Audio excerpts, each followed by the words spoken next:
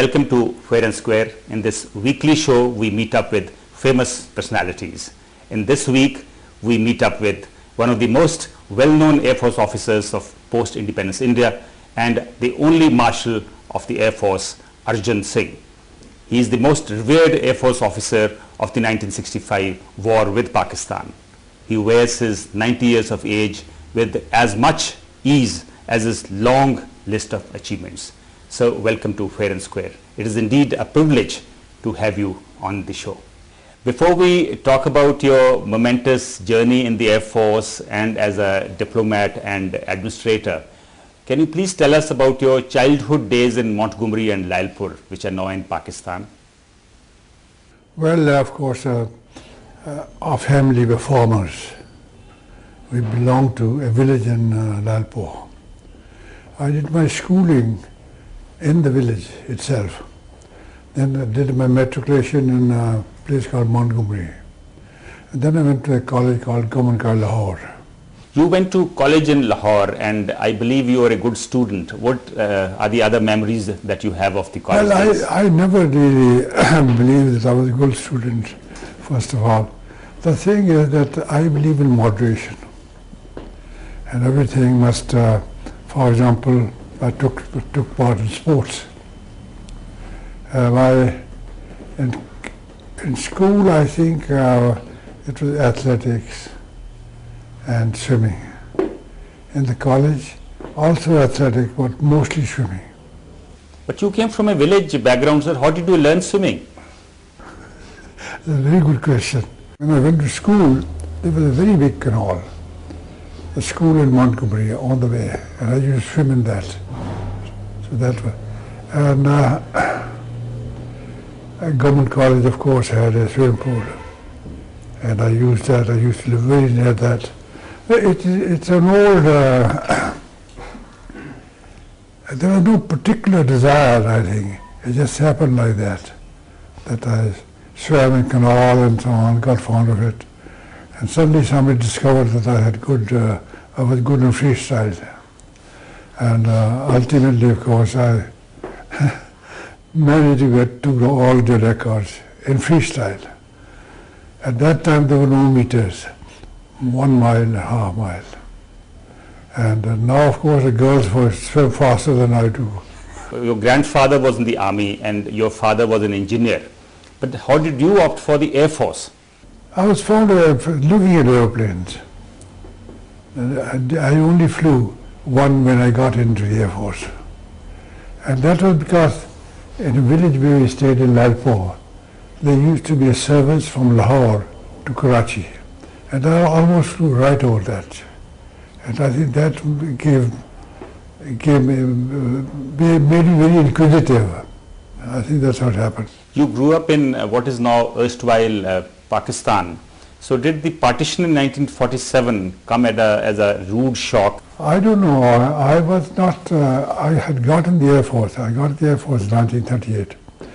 And after that, I never went to the Punjab, except for a visit, a little day or two.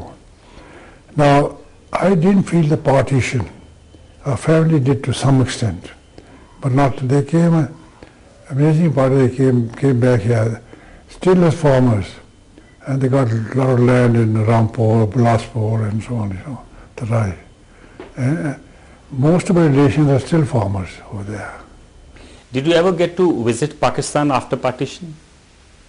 Very, very briefly. I went once there, but what surprised me most was that after Tashkent, the Prime Minister took a decision, as you know, that the commanders should meet.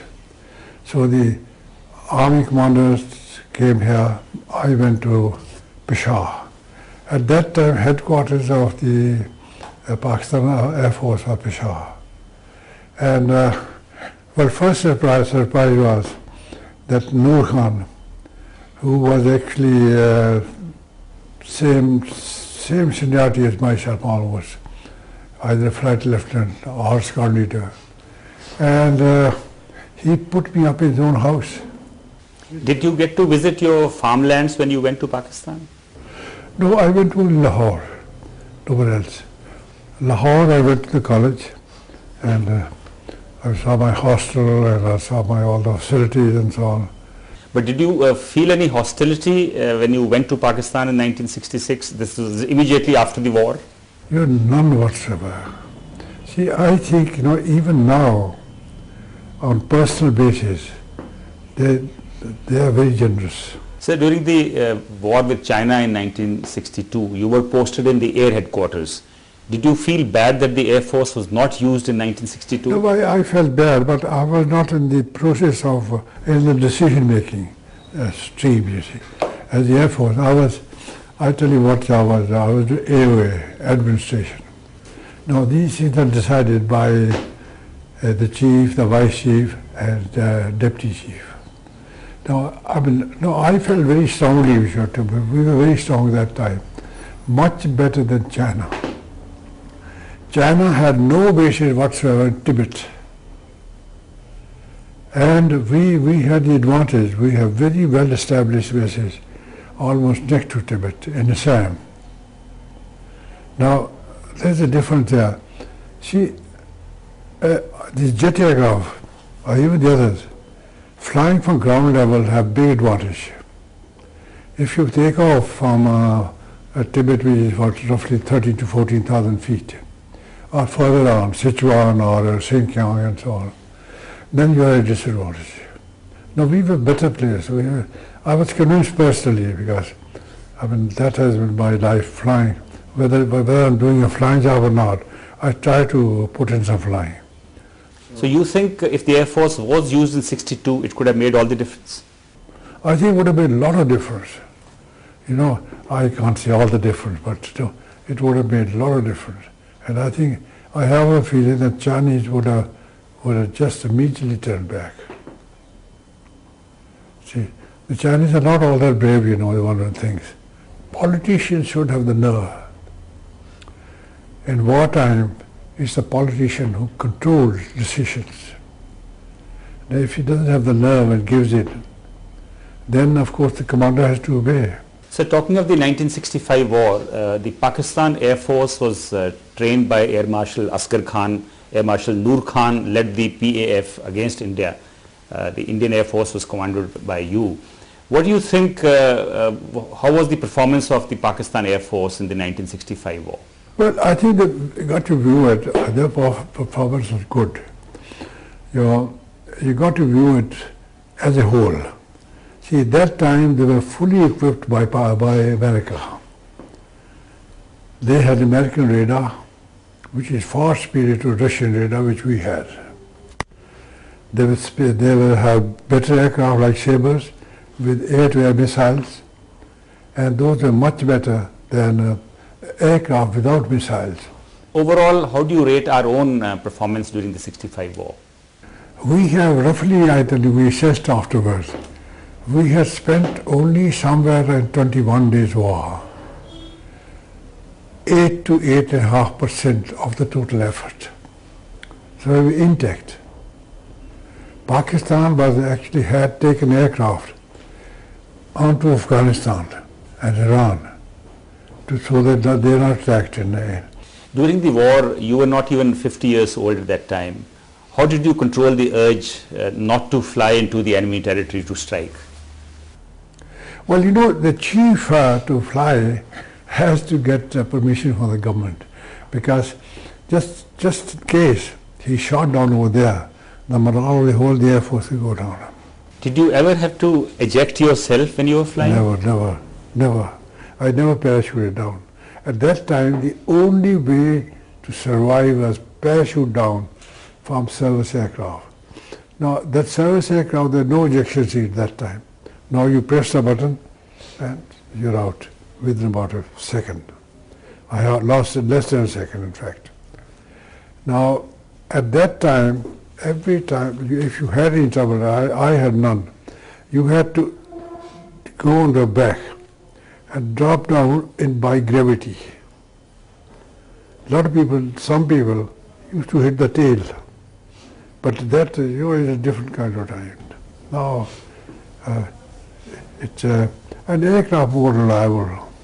After the war, and especially during your diplomatic assignments, you must have met your counterparts from Pakistan. Did you ever meet them and discuss the war? Well, you know, amazing, really, our experience was different. Wherever I went as a diplomat, my best friend was the diplomat, the senior diplomat from Pakistan. One of them I won't name, but we were so friends. At that time, India and Pakistan had no relations. We were so friends over there that we used to meet almost every week in a hotel to have a cup of coffee.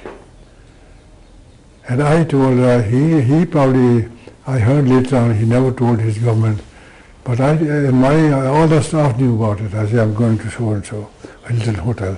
We used to always go to the Hilton Hotel to have a cup of coffee. So that sort of attitude, you see. On a personal basis, we maintained. But did you ever discuss the war with Air Marshal Asghar Khan when he met you? First of all, he gave me a better bedroom in his own house. And then he also took me around. He said, see these trenches and so on, where your bombs, where cannibals were attacking, they were sitting there. Now that's a very friendly sort of chat, you know. Otherwise, well, we never discussed numbers. The claim about the services, particularly Pakistan, is always more. During the 1965 war and after that, you must have met the then Prime Minister, Mr. Lal Bahadur Shastri, a couple of times. How were your interactions with Mr. Shastri? Well, I think, first of all, Shastri and I, he was very good to me. We were very friendly. And we lived in Delhi, about 100 yards away. So he used to call me up many times about him, 9:30, 10 o'clock, discussing.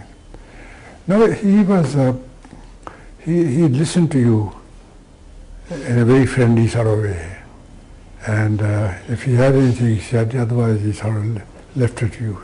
And what was your experience in your dealings with the then Defence Minister, Mr. Y.B. Chauhan?